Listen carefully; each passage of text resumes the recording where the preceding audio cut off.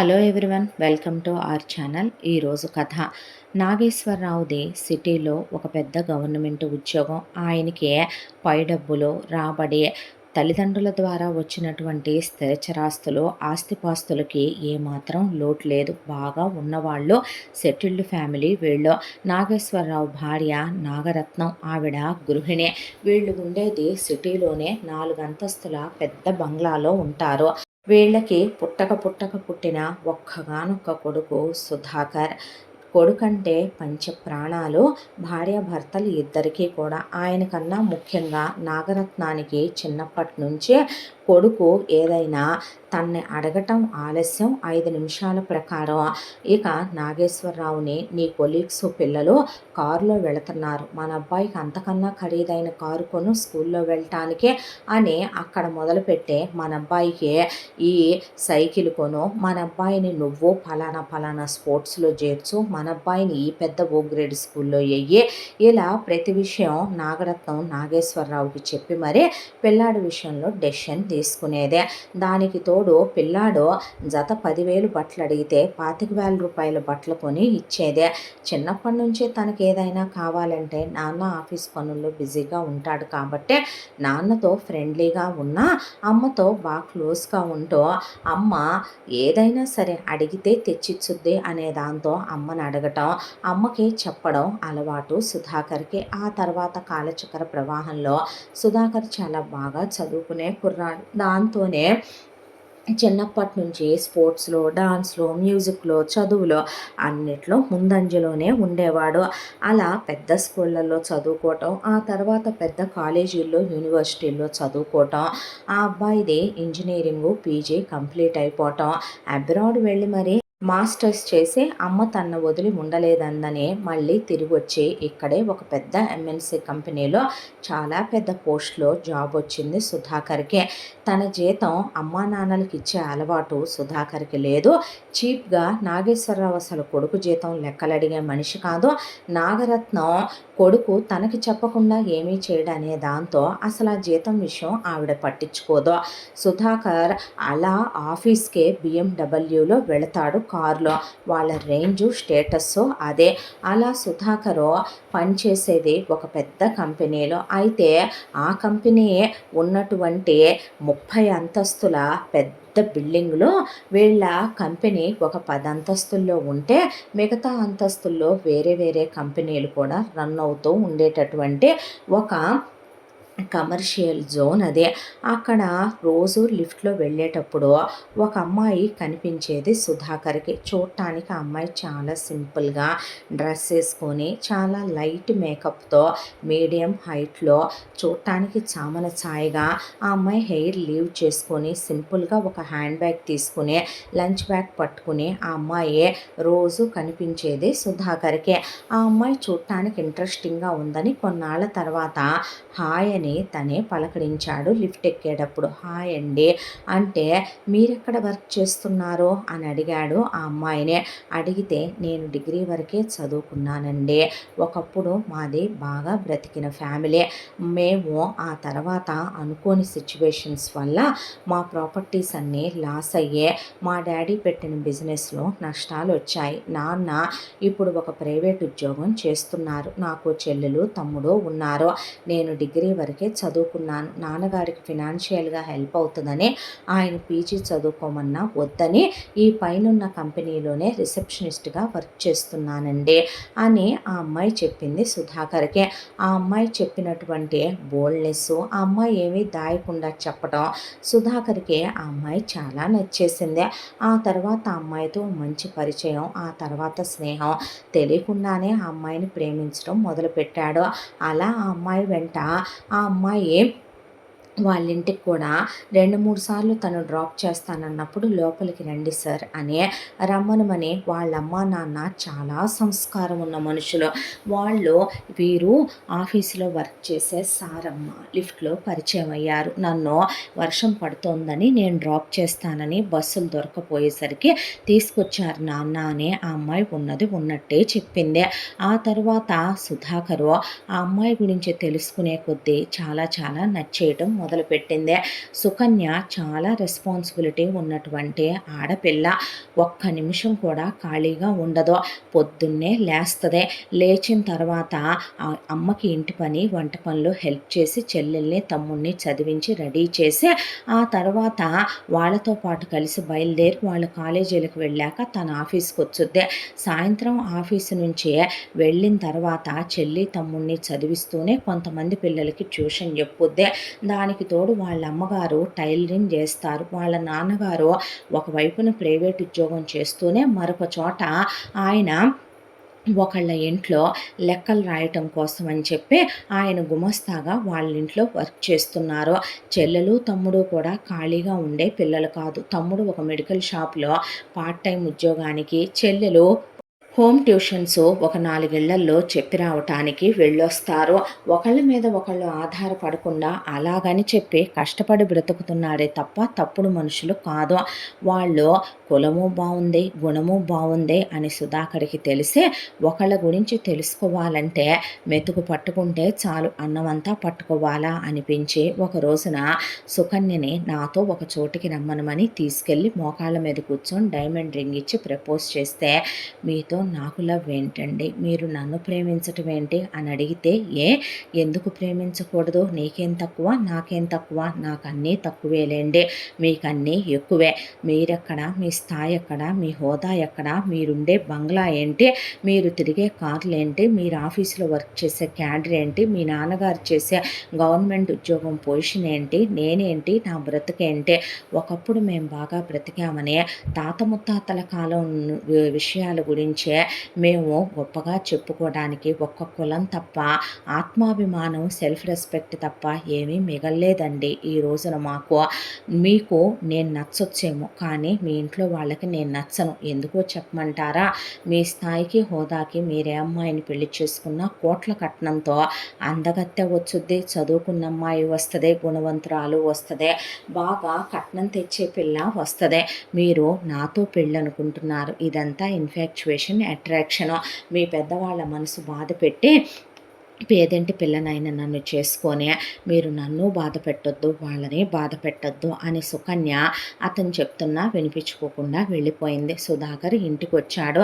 ఇంటికి వచ్చిన తర్వాత ఇక నాగేశ్వరరావు నాగరత్నాన్ని కూర్చోబెడితే, అమ్మ నేను ఇలా ఒక అమ్మాయిని ఇష్టపడ్డాను, ఆ అమ్మాయి వాళ్ళ క్యాస్ట్ ఇది, వాళ్ళ అమ్మ నాన్న పొజిషన్ ఇది, ఒకప్పుడు బాగా బ్రతికిన మనుషులు, ఇప్పుడు వాళ్ళు ఇలా బ్రతుకుతున్నారు, నేను సుకన్యకి ఈరోజు ప్రపోజ్ చేశానమ్మా, చేస్తే సుకన్య ఇలా మాట్లాడిందే, నిజం చెప్పు, నువ్వు నాన్న అలా ఆలోచిస్తారా అంటే ఆయన చాలా సంతోషంగా మొహం పెట్టి ఆనందంగా కొడుకు భుజం మీద చెయ్యేసి, మంచి డెసిషన్ రా, నీ మనసుకు నచ్చిన పిల్లని నువ్వు సెలెక్ట్ చేసి చేసుకుంటేనే నువ్వు హ్యాపీగా ఉంటావు, ఆ అమ్మాయి తప్పుగా అనుకుంది మన గురించే, కట్నాలు దేవుంది నాన్న, మనం ఎరగని డబ్బా, మనకి అలాంటి ఆత్మాభిమానం ఉన్న బంగారం లాంటి పిల్ల కోడలిగా వస్తే మన వంశజ్యోతి దేదీప్యమానంగా వెలుగుద్దే, పిల్లా పాపలు కూడా రేపు ఎంతో పద్ధతిగా పెరుగుతారు, మన కులగోత్రాలకి విలువ తెచ్చే వాళ్ళనే కదా కోడలు అంటారు అని, ఆల్ ద బెస్ట్ రా,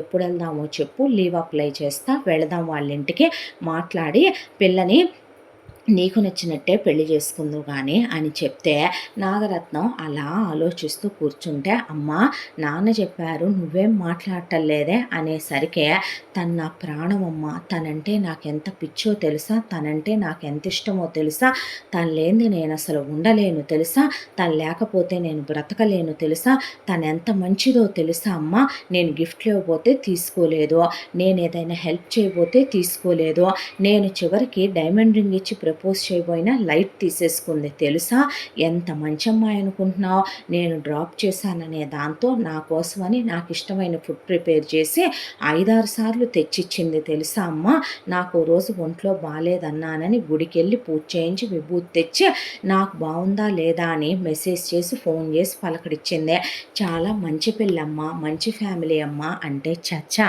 నేను అదంతా ఆలోచించట్లేదు, వాళ్ళ అమ్మ నాన్నలతో ఏం మాట్లాడి ఒప్పించాలా అని ఆ అమ్మాయిదేముంది చిన్నపిల్ల అలాగే మాట్లాడుద్దిలే.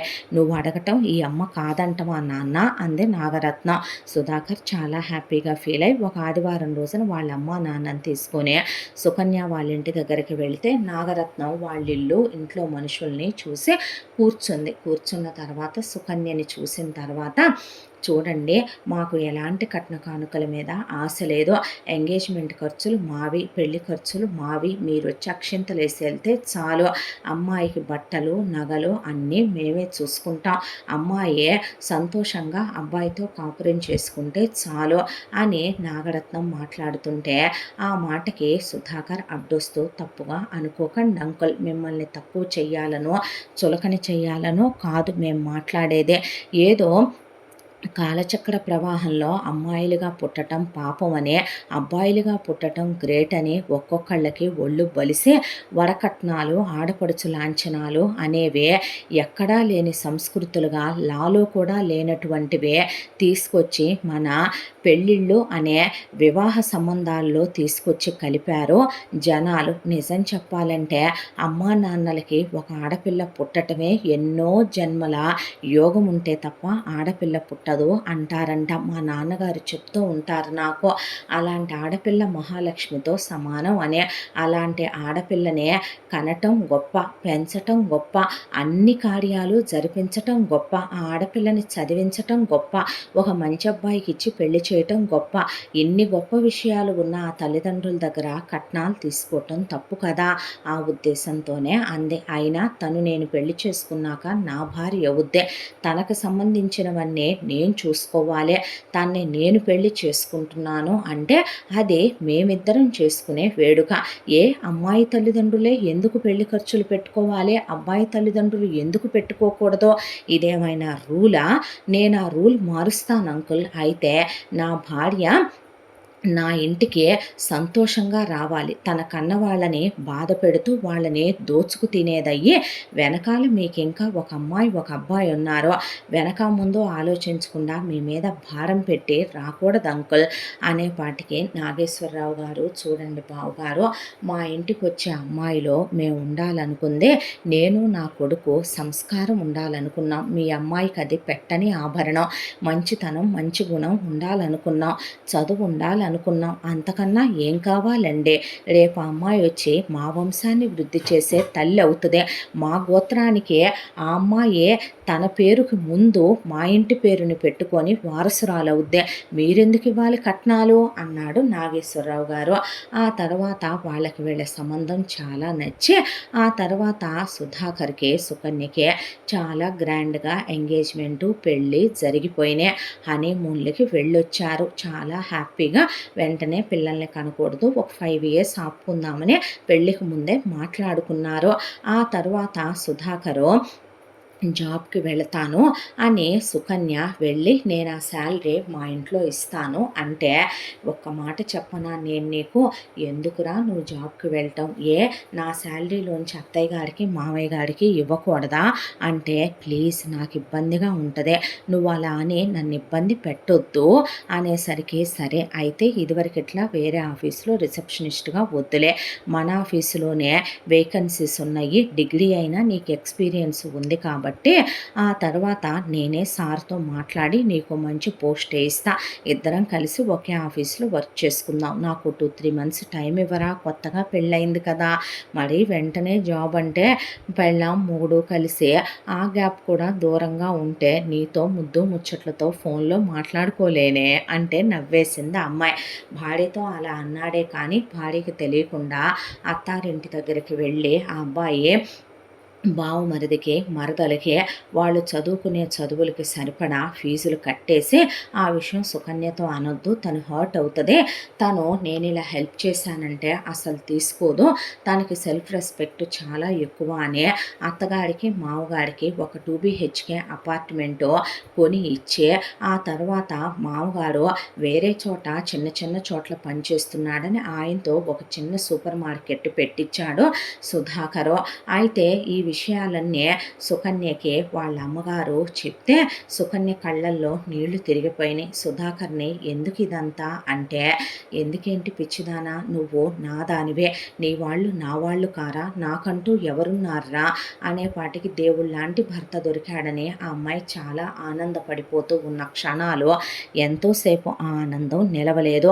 ఎప్పుడైతే నాగేశ్వరరావు ఆఫీస్‌కి వెళ్ళిపోతూ, సుధాకర్ వెళ్ళిపోతూ ఉన్నారో, సుధాకర్ ఒక 4, 5 నెలలు టైం ఇమ్మని ఆ అమ్మాయిని అడిగాడో, ఇంట్లోనే ఉందాంలే తర్వాత వెళ్ళొచ్చు ఆఫీస్‌కి అనుకుంటూ ఉండగా నాగరత్నంలో నుంచి ఒరిజినాలిటీ బయటకొచ్చింది. ఇంట్లో ఉన్న పని వాళ్ళని, వంట వాళ్ళని తీసేసి "నువ్వు ఎటు అలగా దానివే కదే! కాబట్టి ఇక నుంచి ఉంది ఇంట్లో నలుగురు మనుషులే కాబట్టి నువ్వే ఇంటి పని, నువ్వే వంట పని చేసే. ఈ విషయాలు వాడికి బయటికి చెప్పావనుకో నా గురించి నీకు బాగా తెలీదు. ఎలాంటి మగాడైనా పెళ్ళాం మీద మోజుతో కట్న కానుకలు లేకుండా నిన్ను కూల్దాన్నే వాడు ప్రేమించిందే నీ పడక సుఖం కోసం. ఇక కన్న తల్లి మీదే చెప్పావంటే నా కొడుక్కి నేనంటే ఎంత ఇష్టమో నీకు బాగా తెలుసు. వాడికి నేనే ప్రపంచం. చిన్నప్పటి నుంచే నన్నడగకుండా వాడేది కొనుక్కోడు. నేను కొనివ్వకుండా వాడికేది రోజు గడవదో. వాడు బ్రష్ మీద పేస్ట్ ఏదేసుకోవాలన్న దగ్గర నుంచి వాడు షూ లోపల ఏ సాక్స్ ఏసుకోవాలన్న దాకా డిసైడ్ చేసేదే ఈ ఇంట్లో నేను. నువ్వు పద్దాక మీ పుట్టింటికి వెళ్ళటానికి వీల్లేదు. వాడిని ఆ అలగా కొంపలకి తీసుకెళ్ళటానికి వీల్లేదు. మీ నాన్న, మీ అమ్మ ఈ ఇంటికి రావడానికి వీల్లేదు. నీ చెల్లెలు, తమ్ముడు అసలు నా కొడుక్కి కనపడకూడదు. మీరు అలగా జనాలు కదా, లో క్లాస్ వాళ్ళు కదా, ఎంతలో ఉండాలో అంతలో ఉండటం నేర్చుకో నువ్వని ఆ రోజు మొదలుపెట్టిందే ఆ అమ్మాయిని టార్చర్లు చేయటం. 4 అంతస్తుల ఇల్లు పాపం ఎవరైనా అంత ఇంటికి చాకిరీ చేయాలంటే ఒక మనిషి వల్ల అవ్వుద్దా? వాషింగ్ మిషను ఫ్లెగ్ కట్ చేసేసిందే. అందరూ 2, 3 సార్లు స్నానాలు చేస్తారు ఇంట్లో. అంతా మంది బట్టలు ఉతికి ఒకవైపున అంట్లు తోమి, కడిగి, తుడిచి, బోర్లిచ్చి సర్దాలే. ఇంట్లో ఎక్కడా డస్టులు లేకుండా బాత్రూములో ఒక 10 గదుల్లో 10 బాత్రూములుంటాయి. కడుక్కు రావాలి, పూజా పునస్కారాలు చెయ్యాలి. ఆ అమ్మాయినే నువ్వేమీ వాడొద్దని, పిల్లల్ని కనాలని, ఆ అమ్మాయి చేత ఉపవాసాలుంచి, వ్రతాలని, నోములని, చన్నీళ్ళ స్నానాలని, ఆ అమ్మాయి చేత గుళ్ళకి తీసుకెళ్ళి అంగప్రదక్షిణలని, నిప్పులు దొక్కించడం, మోకాళ్ళ మీద నడిపించటం, ఆ అమ్మాయి చేత అరిచేతుల్లో హారతలు ఇప్పించటం, ఏదో లోపం ఉండి ఆ అమ్మాయికి పిల్లలు పుట్టరేమో అన్నట్టుగా ఆ అమ్మాయి భర్తతో పడగ్గదిలో ఉంటే ఓపెన్గానే పడగ్గదిలో లైట్లు వెలుగుతుంటే డోర్ పక్కనే ఉండి నెక్స్ట్ డే ఆ అమ్మాయిని అర్ధరాత్రి ఎన్నిసార్లు వాడితో నువ్వు కలిసేది? ఒకసారి చాలదా ఏమే? సంసారపక్షమైన ఆడదే ఎన్నిసార్లు కలుస్తుంది రోజుకి మొగుడుతో అని చెప్పే అత్త మల్లెపూలు పెట్టుకొని రోజు మామ దగ్గరికి ఎందుకు వెళ్ళొద్దో ఆ అమ్మాయికి అర్థమయ్యేది కాదు. ఆ అమ్మాయి తల్లో పువ్వులు పెట్టుకోకూడదు. ఆ అమ్మాయి డ్రెస్సింగ్ మార్చేసి ఆ అమ్మాయికి నేత చీరలు లాంటివి కొనుక్కొచ్చే మొత్తం ఒళ్ళంతా మూసుకుపోయేలా బ్లౌజులు వేయించే ఆ అమ్మాయితో ముడి పెట్టిచ్చేసి ఓ పెద్ద బొట్టు పెట్టించి చేతి నిండా మట్టి గాజులేసి మెళ్ళో తాళి మంగళసూత్రాలేసి తను మాత్రం బొడ్డు కిందకి చీర కట్టి అరగంజా చీరలు కట్టుద్ది అత్త. ఆ అమ్మాయి ఏంట్రా ఇది అంటే కొత్త స్టైల్ ఏమోలే అని నాగరత్నం నవ్వేయటం.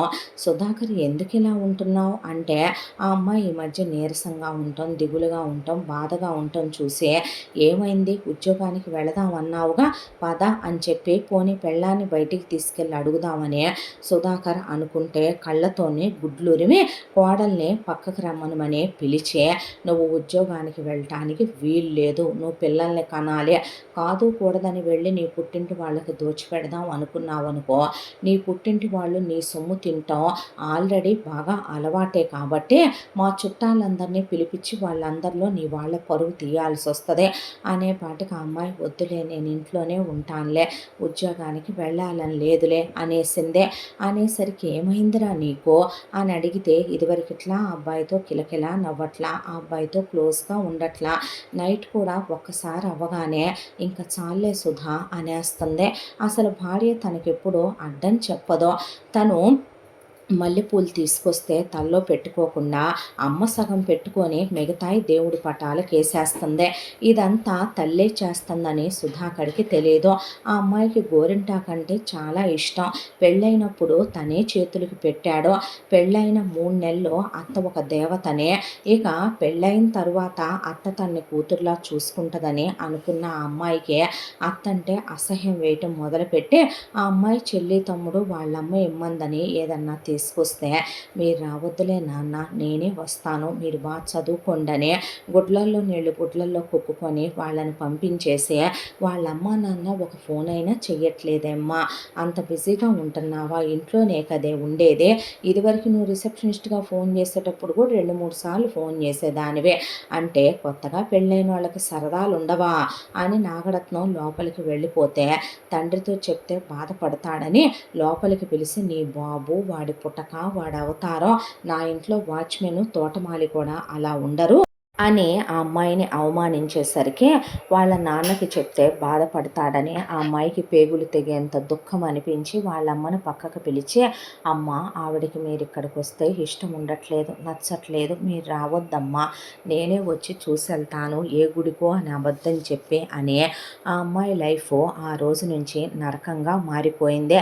చివరికి ఆ అమ్మాయి భర్తతో ఎన్నిసార్లు కలవాలో, దాంతోపాటు ఆ అమ్మాయిని ఏంటే కూర్చొని అలగా తిండి తింటాం, ఏంటి 4 పూరీలు పెట్టుకున్నావు, ఏంటి అంత కూర వడ్డించుకున్నావు, అంత చికెన్ వడ్డించుకున్నావేంటి, అంత మటన్ తింటున్నావేంటి, అంత బిర్యానీ తింటున్నావేంటి, ఒక నైస్గా ఉండటం, స్లిమ్గా ఉండటం ఇవేవి తెలీదా నీకు, ఏ దున్నపోతు తిన్నట్టు తినాలా, ఏ అంతంత తినంది ఆయితి కాదా నీకు అని ఆ అమ్మాయిని కడుపు నిండా తిండి తినివ్వటం మానేసింది.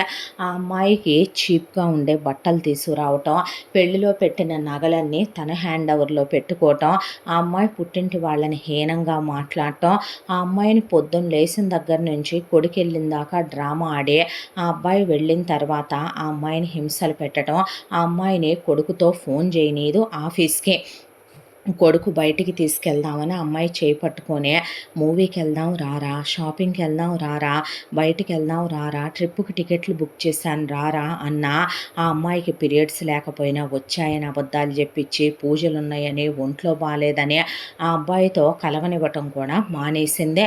ఇలా ఒక హింస కాదు, ఆ అమ్మాయిని చిత్రహింసలు పెట్టడం మొదలుపెట్టిందే.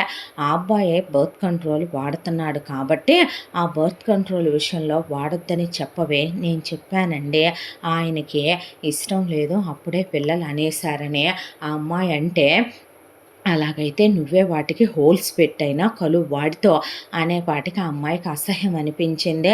ప్రతి విషయం తన విషయంలో ఈవిడ డామినేటింగు, ఈవిడ డెసిషన్లు తీసుకోవటం ఇవన్నీ చూసి ఆ అమ్మాయి అసలు పూర్వపరాల్లోకి వెళ్ళి, ఆ ఇంట్లో ఒక పాత పని మనిషి ఉంటే ఆ పాత పని మనిషి ఒక రోజున ఈ అమ్మాయి గుడికెళ్ళి వస్తూ ఉండగా ఈ అమ్మాయికి ఎదురై, బాగున్నారా అమ్మాయి గారు అని పలకరిస్తే, బాగున్నాను, ఏంటి ఉన్నట్టుండి మా ఇంట్లో పని మానేశావు అంటే, భలే ఓరమ్మా, నేనెందుకు మానేస్తానో, నాగరత్తమ్మ గారే మానేయించారమ్మా, మీ అత్తయ్య గారు సామాన్యురాలు కాదమ్మా, ఆవిడ ఇక్కడికి కాపురానికి వచ్చిన సర్ది మేము 3-4 మనుషులం అదే ఇంట్లో పనిచేసేదే, ఆవిడ వంట చేయదు, వంటకొకళ్ళు, ఇంటి పనులకి ఇద్దరు, పై పనులకి నేను, బయట తోటమాలి, వాచ్మెను వేరే ఉంటారు.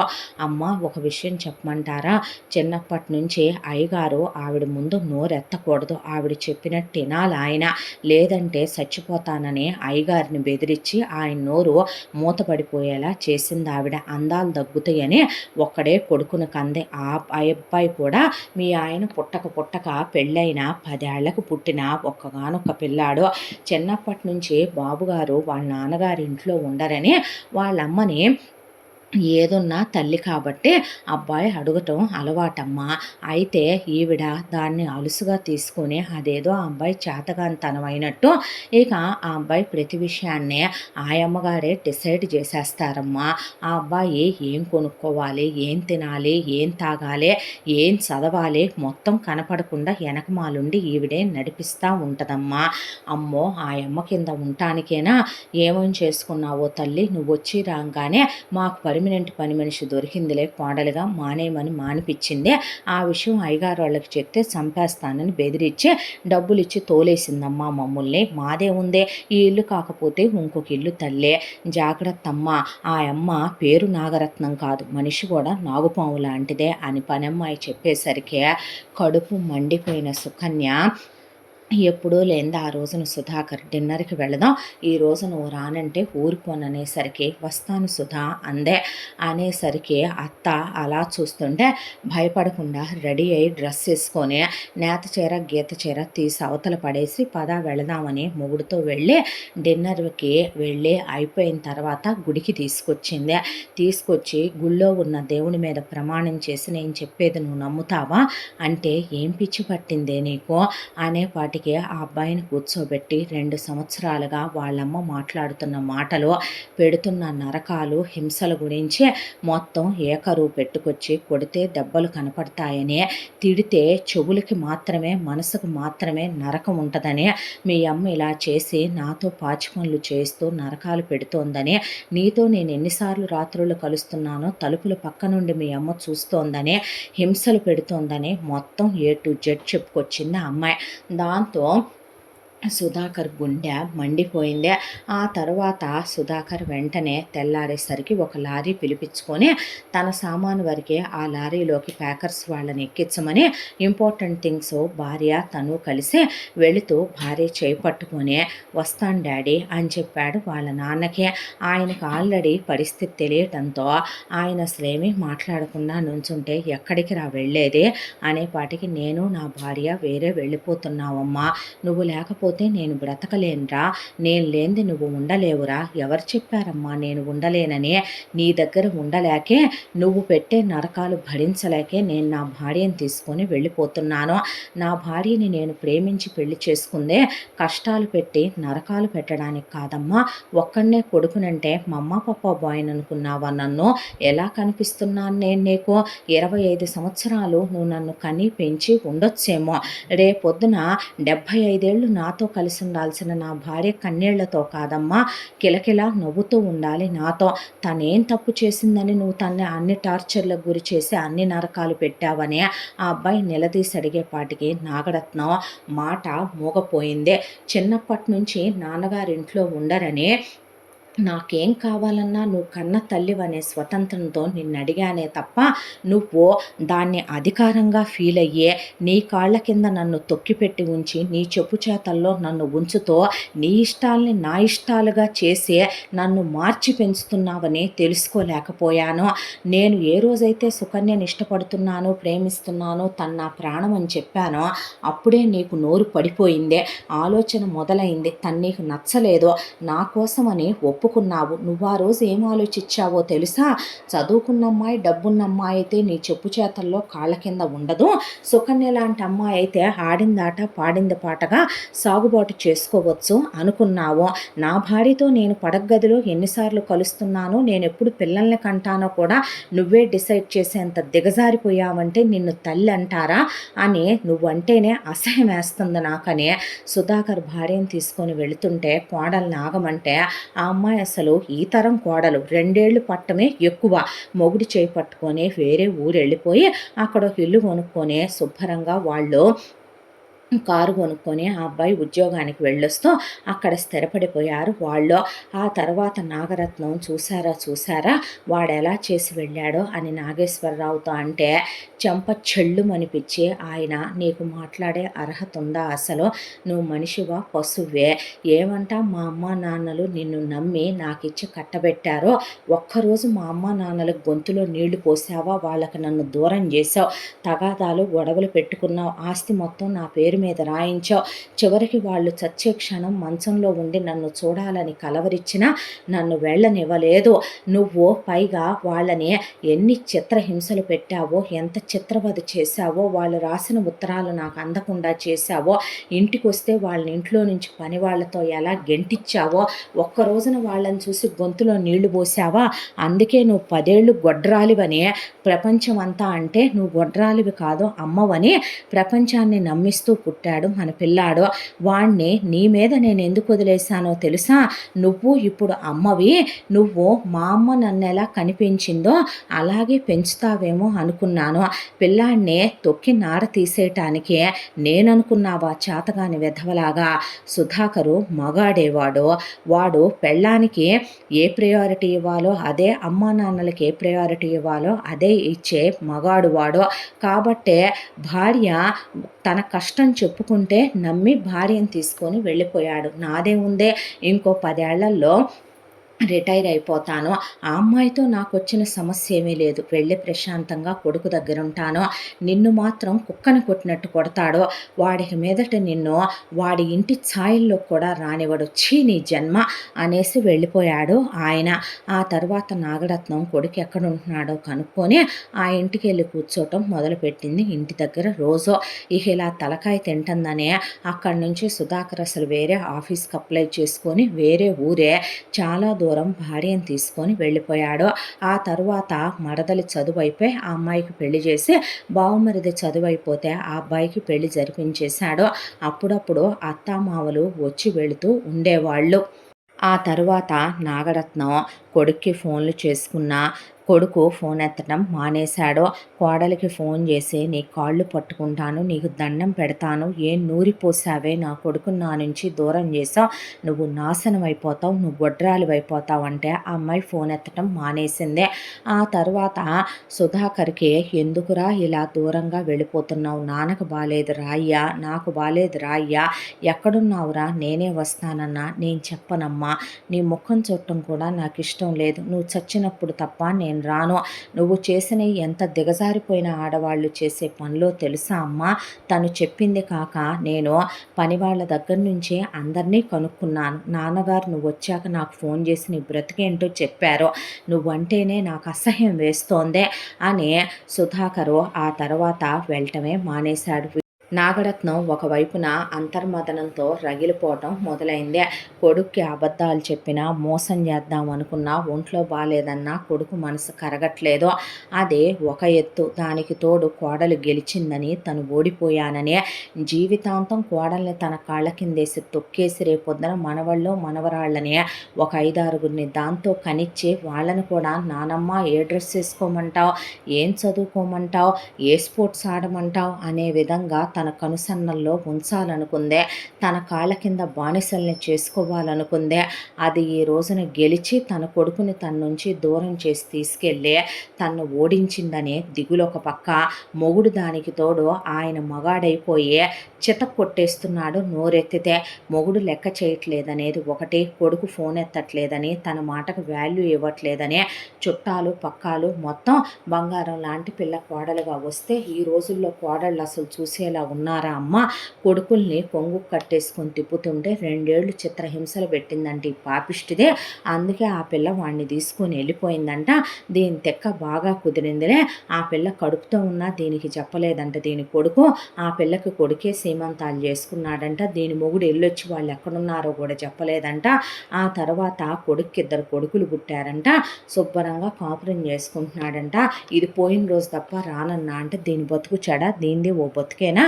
అత్తామామల్ని చేసిన పాపం ఎక్కడికి పోద్ది? ఆ రోజు నాగేశ్వరరావుని రానిచ్చిందా?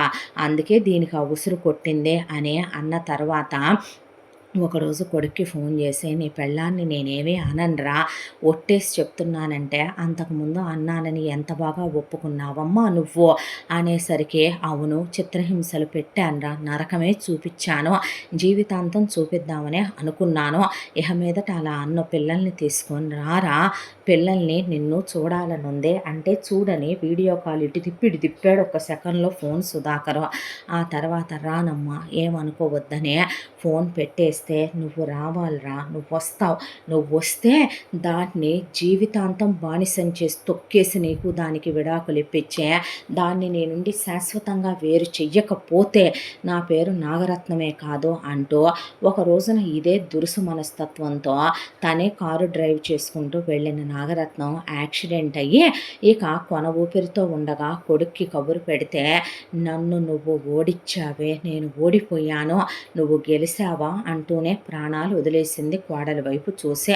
అంత్యక్రియలు జరిగిపోయే నాగేశ్వరరావు ఆ తర్వాత ఆయనే వీఆర్ఎస్ తీసేసుకొని కొడుకు కోడలు రమ్మంటే వెళ్ళిపోయే మనవళ్ళతో ఆడుకుంటూ ప్రశాంతంగా ఆయన గుడికి వెళ్ళొస్తూ లైబ్రరీకి వెళ్ళొస్తూ సచ్చిందాకా దీని ఆత్మకి శాంతి లేదు, చచ్చిందాకా కోడలు దీన్ని ఓడిచ్చిందనే దిగులుతోనే పోయింది.